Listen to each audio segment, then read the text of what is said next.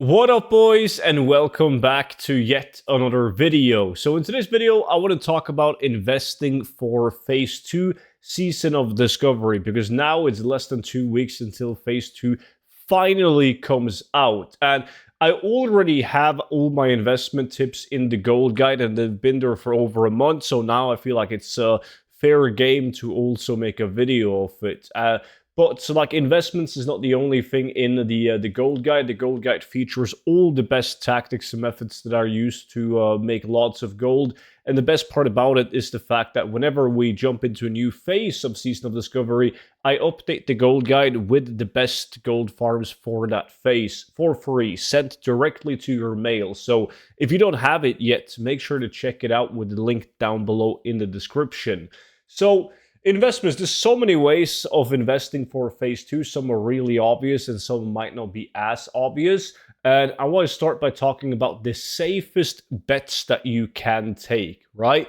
And that being the obvious materials, because inflation alone is going to drive the prices of most items in the game drastically up. There's very few items on the auction house right now that will sell for less gold as we progress into a higher phase.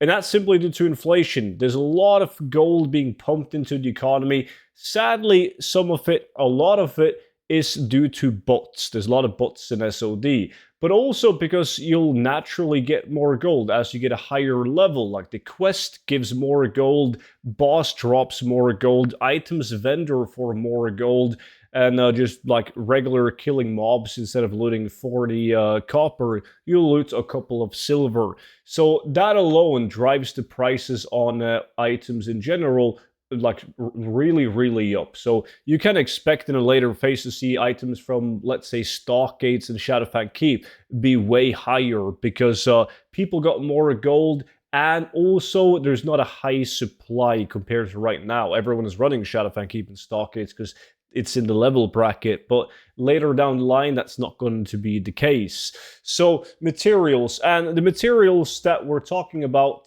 is materials needed to level profession and also craft items in general. So typically what you want to do is you want to look at like a leveling guide, because that's what most people do. Most people, they go on Google and they type in tailoring classic leveling guide, and they see how they can like efficiently level up their tailoring skill or blacksmithing or whatever. And then you want to go down to the bracket, which we're going from 150 to 225 most likely.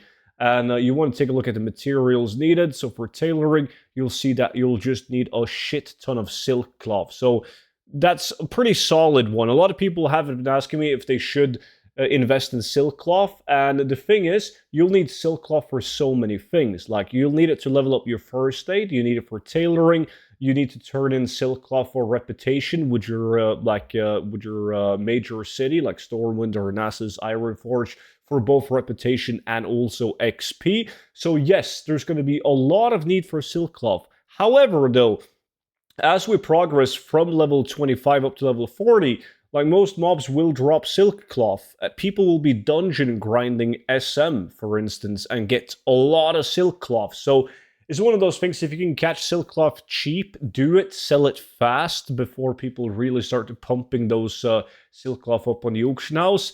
But it's always going to be a solid one as long as you can snatch it for cheap. Further down the line, we also have alchemy. You can see which materials are needed that can be farmed and sold right now. So people will need Stranglekelp, Mage Royal, Life Root, King's Blood, which some of these materials are stupidly cheap right now. Also, Stranglekelp. I think Stranglekelp is going to be a big one. Gold Torn as well is needed. So a lot of these materials right here, Steel Bloom, Gold Torn, like, these are all mats that you can farm right now, and they should go up in value because they're super cheap right now. Blacksmithing is a pretty no-brainer. You have a bunch of like, you need gold bars. Iron bar is the big one for blacksmithing. You'll need a lot of iron bars invested for blacksmithing. And it's the same thing really with engineering, and so many people will go engineering with the hopes of there being some new engineering crafts with Nomer, right? That would only make sense. And you need bronze bar for that. Also, medium leather, you need a blasting powder, like a couple of crafted items for engineering, and you'd be surprised how many people will just go and straight up purchase these engineering crafted mats rather than buy the materials, craft the items, and then craft it into the actual item, the explosive sheep, for instance. They would rather buy the blasting power and the gizmo and the bronze framework. So keep that in mind. Solid stones, also a really big one for leatherworking. Also a no-brainer, like you'll need a lot of heavy hide and also heavy leather, which I think could be a really good investment. You also need like silk cloth for leveling up leatherworking, and also a ton of moss agate, which tends to be like at vendor value, and there's going to be way less of these going around on the auction house once we get into phase 2.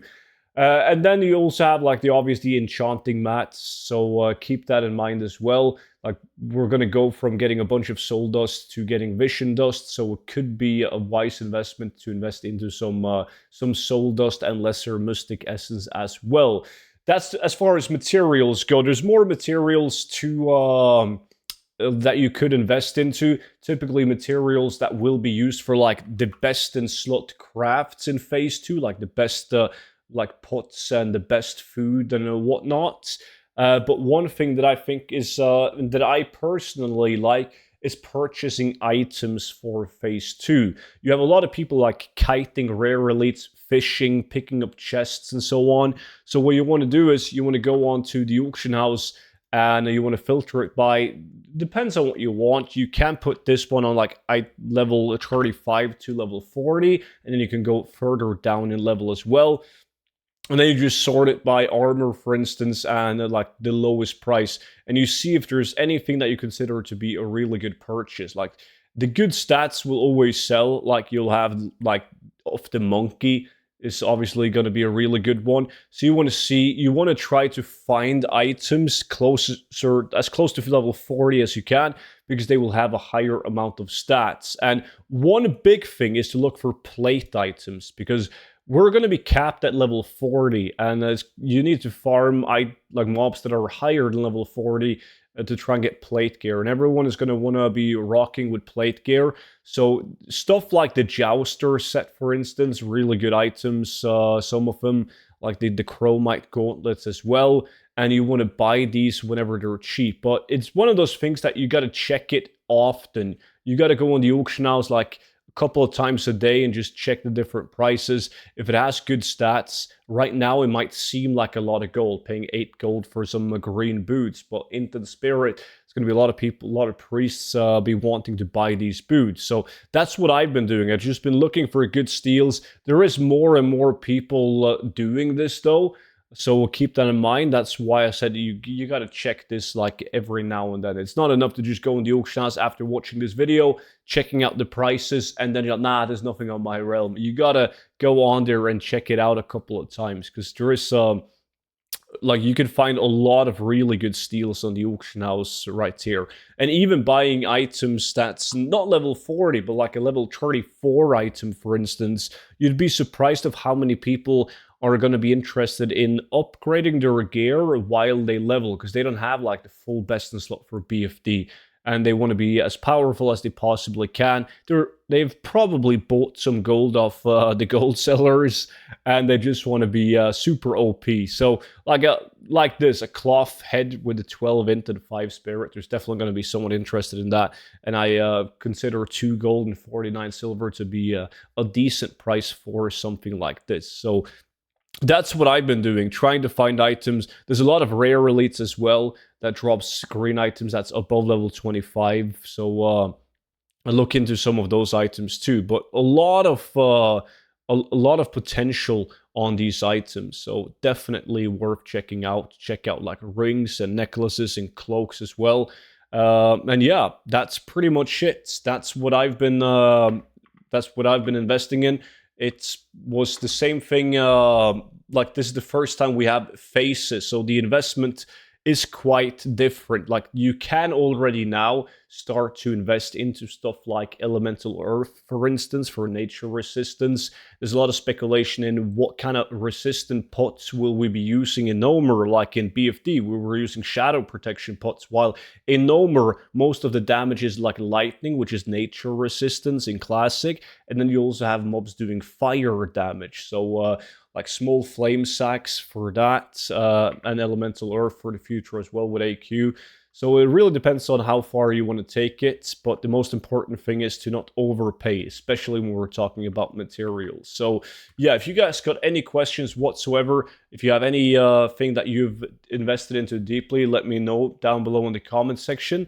Don't forget to check out the complete gold guide for Season of Discovery. Subscribe for more Phase 2 Season of Discovery videos, and I will see all of you guys back in at tomorrow's video. But until then, bye-bye.